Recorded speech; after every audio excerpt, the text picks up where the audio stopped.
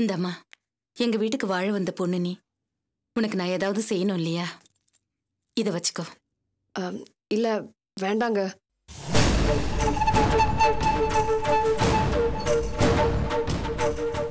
என்ன நீ இப்படி சொல்றீங்க? அப்படியெல்லாம் சொல்லக்கூடாது. இத போட்டுக்க. ப்ளீஸ் சொல்றத கேளுங்க. இந்த வீட்டுல என்கிட்ட யாருமே சகஜமா இல்ல. மாமியாரே என் மேல இறக்கம் இல்லாம இருக்காங்க. இதெல்லாம் எதுக்குங்க? தயவு செஞ்சு என்ன வற்புறுத்தாதீங்க.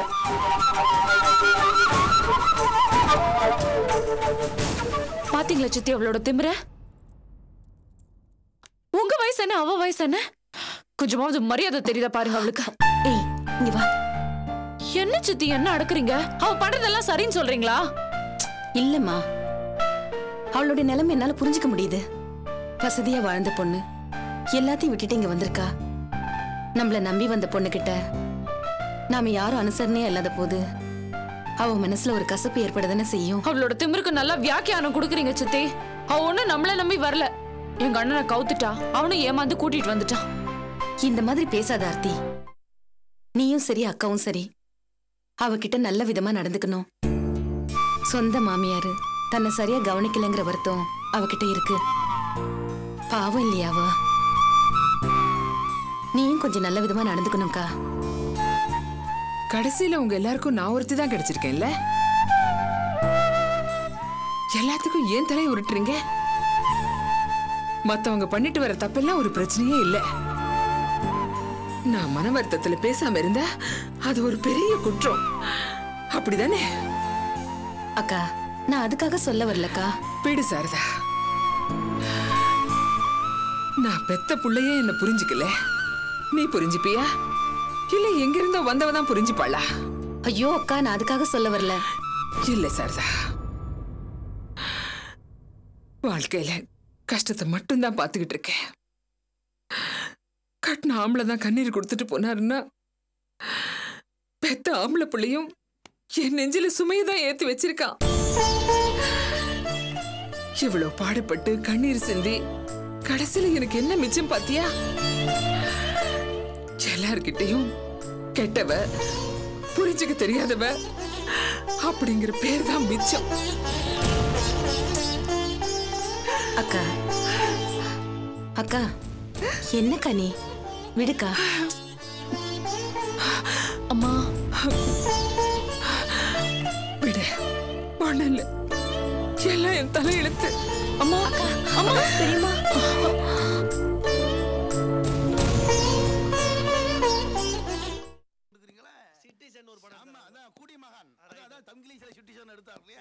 ராஜேஷ், புது படம் என்ன பாக்க? ஏய் வா மச்சான், நான் இங்க இருக்கேன். ஆட்டோ ஸ்டாண்ட்ல சொன்னாங்களா? ஆமா. சரி, என்ன ஒரு டீ போடணும்? இல்ல இல்ல வேண்டாம். ஏன்பா அத மோர் ஏதாவது சாப்பிடுறியா? இல்ல இது வேண்டாம். சரி அதை விடு, எப்படி போயின்னு லைஃப்? ஓகே. ஏன் ஓகேன்ற? எப்பா நீ இப்ப என்ன தெரியுமா சொல்லணும்? சூப்பரா கமாயா போயின்னு இருக்குதுன்னு சொல்லணும். அதை விட்டு ஓகேன்ற என்னதான் பிரச்சனையா? எது உண்மையா தானே சொல்ல முடியும். இந்த பாரு, நீ இந்த மாதிரிலாம் பேசக்கூடாது. உனக்கு என்ன வயசாச்சு? சின்ன பையப்பா நீ. இப்பதானே கல்யாணம் ஆயிருக்குது. எல்லாத்தையும் சந்தோஷமா பார்க்கணும், சந்தோஷமா இருக்கணும் நீ. அதெல்லாம் சரிதான். சூழ்நிலைன்னு ஒண்ணு இருக்குல்ல. கையில காசு இருக்கணும், வசதி இருக்கணும். அப்பதான் கல்யாணம் பண்ண கூட அந்த வாழ்க்கையை சந்தோஷமா வாழ முடியும்னு நினைக்கிறேன். இந்த பாருப்பா, முதல்ல நீ இந்த ஆரகல்ல மாதிரி பேசுறது நிறுத்து. இப்போ உனக்கு என்ன ப்ராப்ளம் அதை சொல்லு. நானும் அனுவும் புடவை கடைக்கு போயிருந்தோம். அனுவுக்கு ஒரு புடவை பிடிச்சிருந்தது. எனக்கும் அதை வாங்கி கொடுக்கணும்னு ஆசைதான். ஆனா விலை ஜாஸ்தியா இருந்ததுனால அதை வாங்கி கொடுக்காம திருப்பி கூட்டு வர வேண்டியதாயிடுச்சு. அனு ஏதாவது சங்கடப்பட்டுச்சா? சேச்சே, அனு எதுவும் பெருசா எடுத்துக்கல. நீ எதை எடுத்து கொடுத்தாலும் எனக்கு ஓகேன்னு சொல்லிடுச்சு. எனக்கு தான் மனசு கஷ்டமாயிடுச்சு. ஒருவேளை அனு அவங்க வீட்லயே இருந்து அந்த புடவையை கேட்டிருந்தான்னு வச்சுக்கோங்களேன், அந்த மாதிரி 100 புடவை எடுத்து கொடுத்துருப்பாங்க. ராணி மாதிரி இருந்தா இருக்க வேண்டியவ. அவளை நான் கட்டிட்டு வந்து சிரமப்படுத்துறணும்னு தோணுது. அட போப்பா, நீ தான் குடும்பஸ்தன் ஆயிட்டல. இதெல்லாம் ரொம்ப சகஜம். ஐயோ, எந்த வீட்ல தான் கஷ்டம் இல்ல, எல்லாரும் வீட்லயும் தான் இருக்குது. சமாளிக்கினியா? நீ ஒன்னும் அப்செட் ஆகாத, நான் பாத்துக்கிறேன் விடு. ஐயா என்னப்பா நீ? அவன் உன்ன மூட விட்டாய் மூஞ்சி உம்முன்னு வச்சுக்கிற. மனசு கஷ்டமா இருக்கு. நம்மளை நம்பி வந்தவ முத ஆசைப்பட்டு ஒரு விஷயத்தை கேட்கிறா, அதை வாங்கி கொடுக்க முடியலன்றப்போ வருத்தமா இருக்கு. சரி ஒரு நிமிஷம் இரு, நான் வரேன். எங்க போறீங்க? இருப்பா வரேன். அண்ணா ஒரு டீ போடணா.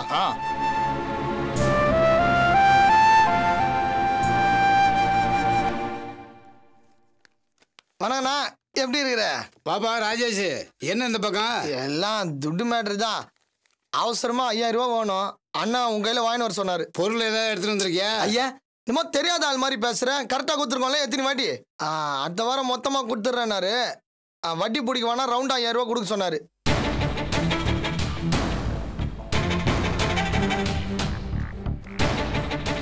இந்தாப்பா இதுல 5000 ரூபா இருக்கு. உங்க அண்ணனை கடை பக்கம் வர சொல்லு. சொல்லிடுறேண்ணா, வரண்ணா. ஏப்பா மறந்துடாதப்பா. இந்தாப்பா இதுல ஒரு 5000 ரூபா இருக்குது. பணம்லாம் எதுக்கு? வேணாம். அட புடிப்பா நீ. இல்ல அட வச்சுக்கன்றா. இதெல்லாம் நமக்கு சகஜம்பா. நீ அதை பத்தி கவலைப்படாத. அணுக்கு நல்லா வாங்கி கொடு, அவ சந்தோஷமா இருக்கணும். புரியுதா? அதுக்கு பணம் நீங்க ஐயா இப்ப எதுக்கு நீ தயங்குற? முகத்தை நல்லா சந்தோஷமா வச்சுக்க. புது மாப்பிள்ளை எப்படியா இருக்கிறது? நல்லா ஜாலியா இருக்குனியா? இதாயா நீ? சரி நீ கிளம்பு போ. ஐயோ கவலைப்படையாதியா, கிளம்பு. டேய் மாமா நில்றா, எங்கடா போய் நிக்கிற? ஏய் புது மாப்பிள்ள, என்னடா எப்பரா இருக்கிற? நல்லா இருக்கிறியா? என்னடா இந்த சைடு வந்து நிக்கிற? என்ன சமாச்சாரம்? சும்மா ராஜேஷை பார்க்கலான்னு வந்தேன். மேட்ருலாம் நான் அப்புறம் சொல்றேன். மச்சானை டிராப் பண்ணிட்டு அப்படியே வீட்டுக்கு போலாம். சரி வா. கொஞ்சம் நிறுத்துங்க.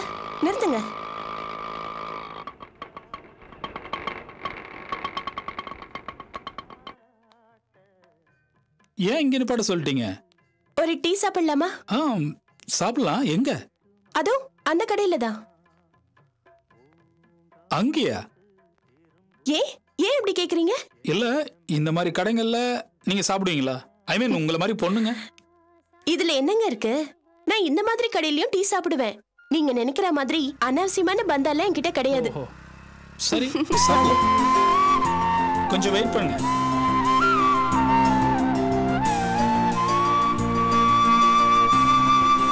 என்னங்க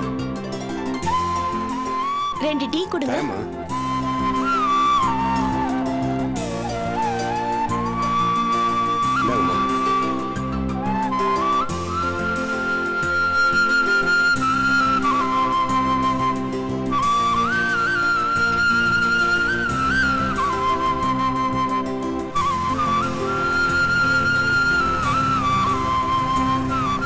வணக்கம் சார், டீ தட்டுமா சார்? டேய் யாருக்கிட்ட வேணும் டீ? தர வேண்டியது தரதில்ல, டீ தெரியா நீ எனக்கு? சார் ரொம்ப கஷ்டம் சார். பையனுக்கு மலேரியா ஜுரம் சார். பொண்டாட்டிக்கு வர உடம்பு சரியில்லை. மாத்திரைக்கு மருந்துக்குமே வச்சிருந்த பணமெல்லாம் செலவாகி போயிடுச்சு சார். கொஞ்சம் பொறுத்து சார். என்னடா பணம் கேட்டா மருந்து மாத்திரைக்காக சொல்ற? நான் கடங்காரனா? போலீஸ்காரன்டா மோன.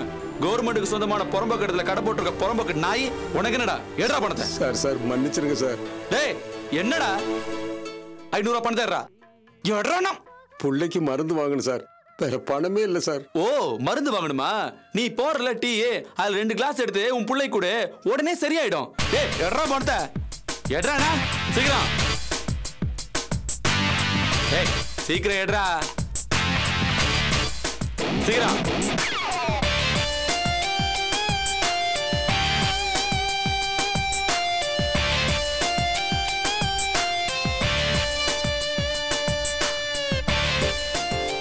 இனிமே எங்களுக்கு வர வேண்டிய பணம் இப்படி கரெக்டா வந்துடணும். புரியுதுல்ல? சரி சார். Excuse me. என்ன? அந்த ஆள்கிட்ட வாங்கின பணத்தை மரியாதையா திருப்பி கொடு. ஏய் யார் நீ? யாருகிட்ட என்ன பேசுற? போலீஸ்காரன். மரியாதை போயிடு. ஒரு அப்பாவி கிட்ட வழிப்பறி பண்ற மாதிரி பணம் பிடுங்குற உனக்கு நான் எதுக்கு மரியாதை கொடுக்கணும்? அந்த பணத்தை திருப்பி கொடுத்துரு, இல்லனா திருப்பி கொடுக்க மாட்டேன். என்ன பண்ணுவ? மிரட்டுறியா? தரலன்னா நான் கிழிச்சிருவியா? ஆமா, உன் சீட்டை கிழிச்சிடுவேன். மரியாதையா அந்த பணத்தை திருப்பி கொடு. யார் நீ? ரொம்ப மறைக்காத. நீ காசு பிடுங்கின அந்த அசிங்கமான சீனை நான் போட்டோ எடுத்துட்டேன். இங்க பாரு.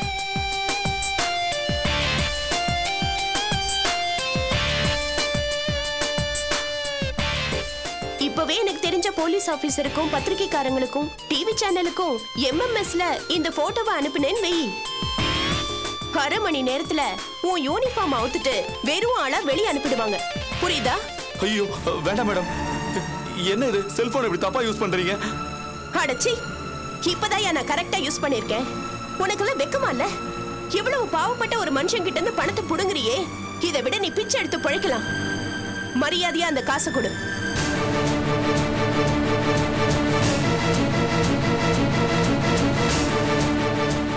இத பார், நல்லா கேட்டுக்க. இந்த கடையில இனிமே நீ மட்டும் இல்ல, எந்த போலீஸும் வந்து கை நீட்டக்கூடாது. எவன் வந்து மாமூல் வாங்கினாலும் நான் உன் போட்டோவை தான் அனுப்பி வைப்பேன். ஏமா என் போட்டோ அனுப்புறேன்றீங்க? அதான் நான் பணத்தை கொடுத்துட்டேன். உன் போட்டோ என்கிட்ட இருக்கே, அதனால நீயும் வாங்க கூடாது, மத்தவங்களையும் வாங்க விட கூடாது. புரியுதா?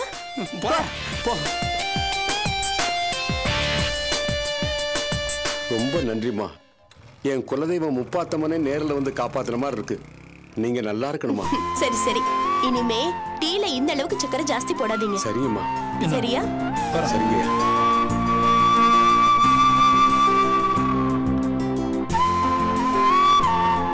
கங்கா, இருந்தாலும் உங்களுக்கு ரொம்ப தில்லு தான். தேங்க்ஸ். கங்கா, நான் உங்கள்கிட்ட ஒன்று கேட்டா தப்பா நினைக்க மாட்டீங்களா? கேளுங்க.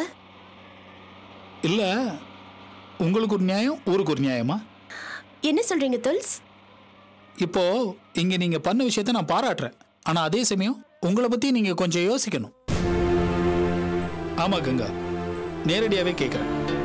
இன்னைக்கு இந்த போலீஸ்காரன் நீங்க நடந்துகிட்ட மாதிரி வேற எங்கேயும் நீங்க நடந்துக்கலையே. அன்னைக்கு அந்த 5 ஸ்டார் ஹோட்டல்ல அந்த பொண்ணுகிட்ட எந்த ஒரு விஷயத்துலையும் பணம் பண்ணணும்னு நீங்க சொன்னீங்க.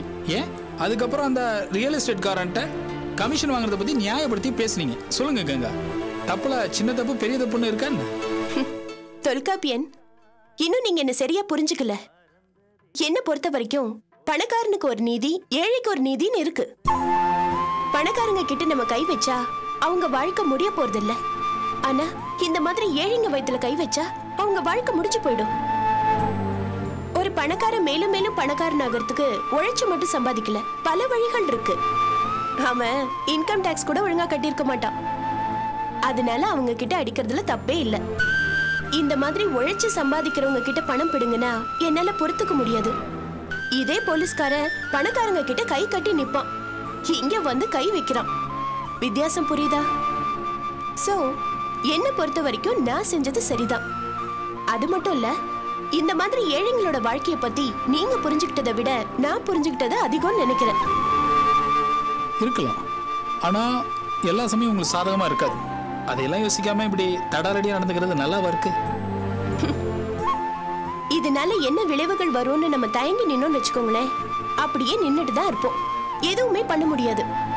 அந்த போலீஸ்காரன் பண்ண தப்ப நான் உடனே தட்டி கேட்டதுனாலதான் அந்த டீ கடைக்காரன் பிரச்சனை தீர்ந்துச்சு. போலாமா?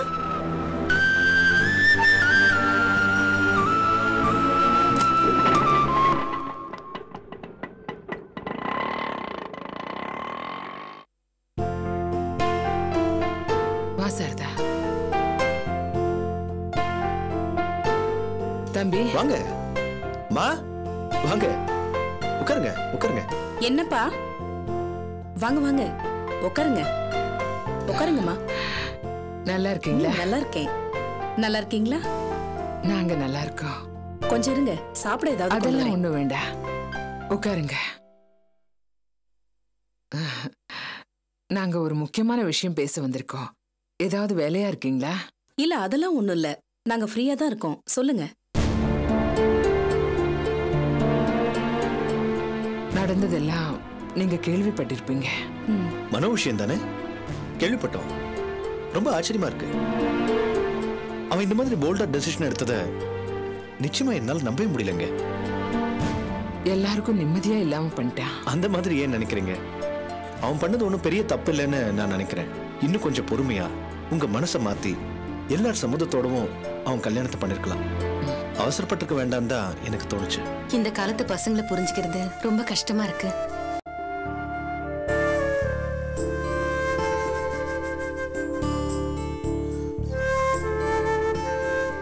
நாங்க உங்ககிட்ட அபி விஷயமா தான் பேச வந்திருக்கோம். சொல்லுங்க. இந்நேரம் உங்க கல்யாணம் நடந்து முடிஞ்சிருக்கணும். எங்க பழைய சம்பந்தி இறந்ததுனால அது அப்படியே தள்ளி போச்சு. இனிமேலும் அது தள்ளி போட வேண்டாம், நேரில் வந்து அதை பத்தி பேசலாம்னு அபிகிட்ட இதை பேசுனீங்களா? ஏன் தம்பி, அபி உங்ககிட்ட ஏதாவது பேசினாளா?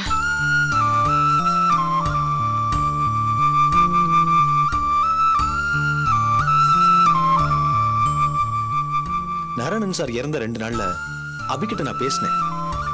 இந்த கல்யாணத்துல உங்களுக்கு இஷ்டம் இல்லைன்னு என்கிட்ட சொல்லிட்டாங்க.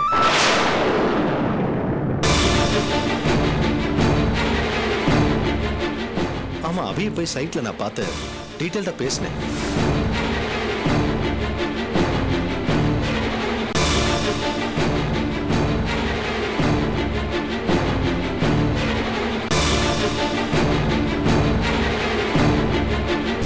அந்த பலகையில அந்த பக்கம் போடுங்க.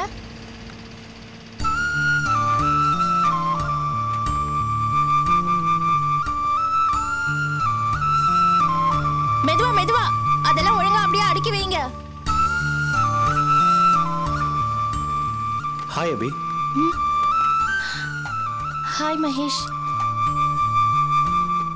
சாரி, நாராயணன் சார் டெத்து உங்களை ரொம்பவே பாதிச்சிருக்கோம்.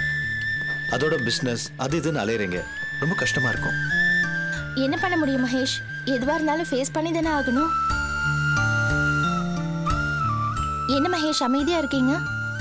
அபி, என்ன இந்த சூழ்நிலையில இவன் இப்படி பேசுறானேன்னு நினைக்காதீங்க.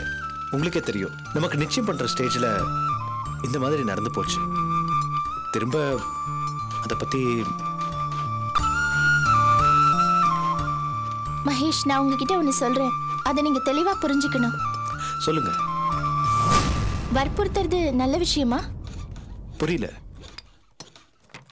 மகேஷ், நான் கொடைக்கானல்ல உங்களை மீட் பண்ணப்போ என்னோட மனநிலையை நீங்க புரிஞ்சுக்காம தொடர்ந்து என்னை கல்யாணம் பண்ணிக்கிறதுக்கு நீங்க வற்புறுத்துனீங்க. அங்கிருந்து நீங்க சென்னைக்கு வந்து அப்புறம் என்னோட அம்மா மூலமா, ஆனந்தி மூலமா, ஏன் என்னை சுத்தி இருக்கிற எல்லார் மூலமாவும் நீங்க என்ன வற்புறுத்துனீங்க. கடைசியில என்னோட அம்மா இதுல ரொம்ப தீவிரமா இருந்தாங்க. கல்லால அடிச்சு அடிச்சு ஒரு பழத்தை பழுக்க வைக்கிற மாதிரி நீங்க என்ன சம்மதிக்க வச்சீங்க.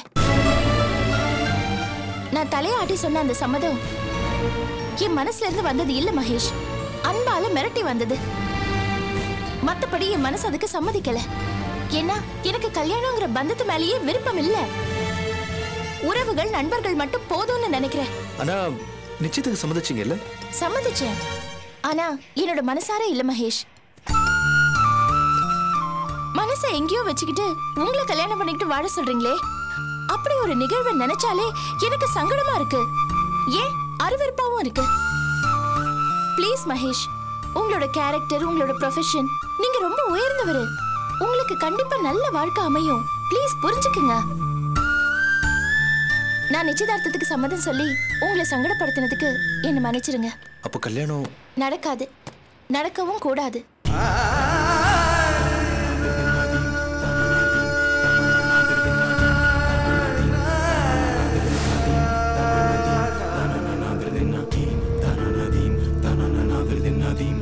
Nadim,